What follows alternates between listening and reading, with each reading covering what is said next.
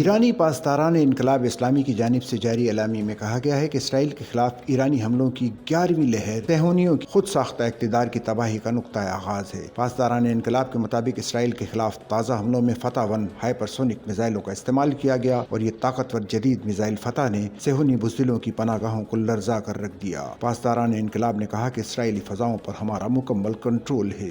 صہیونی دفاعی نظام ایران میزائل حملوں کے آگے بے بس نظر آ رہا ہے۔ امریکی صدر ٹرمپ اور اسرائیلی قیادت کی جانب سے قتل کی پے در پے دھمکیوں کے بعد ایرانی سپریم لیڈر آیت اللہ خامنئی نے سخت بیان جاری کر دیا۔ سوشل میڈیا سائٹ ایکس پر جاری بیان میں ایرانی سپریم لیڈر نے کہا کہ ایران دہشت گرد صہیونی ریاست کے خلاف بھرپور طاقت سے کارروائی کرے گا اور صہیونیوں سے بے رحمی برتی جائے گی۔ ایران نے آپریشن وعدہ صادق سوم کی 11ویں لہر کا آغاز کرتے ہوئے اسرائیل پر مزید میزائل داغ دیے ہیں، جس سے پورے اسرائیل میں خطرے کے سائرن بج اٹھے۔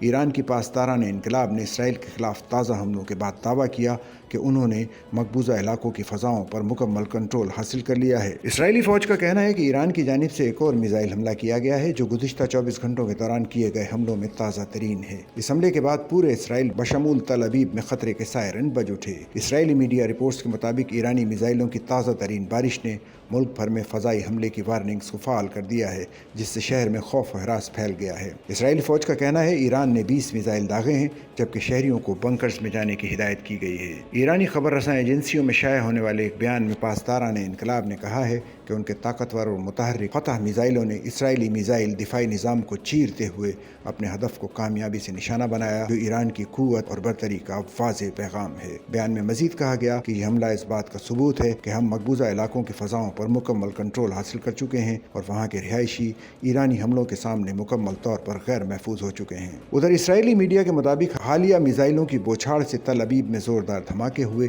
اور ایک پارکنگ ایریا میں آگ بھڑک اٹھی، تاہم دیگر مقامات پر حملے کے اثرات کے بارے میں کچھ واضح نہیں، کیونکہ اسرائیل اس نوعیت کی حساس معلومات کو سینسر کرتا ہے۔ سچل نیوز نیٹ ورک کی ویڈیوز میں خوش آمدید۔ ناظرین، ویڈیو سے متعلق اپنی قیمتی رائے کا اظہار کمنٹ باکس میں ضرور کریں اور چینل کو سبسکرائب کریں۔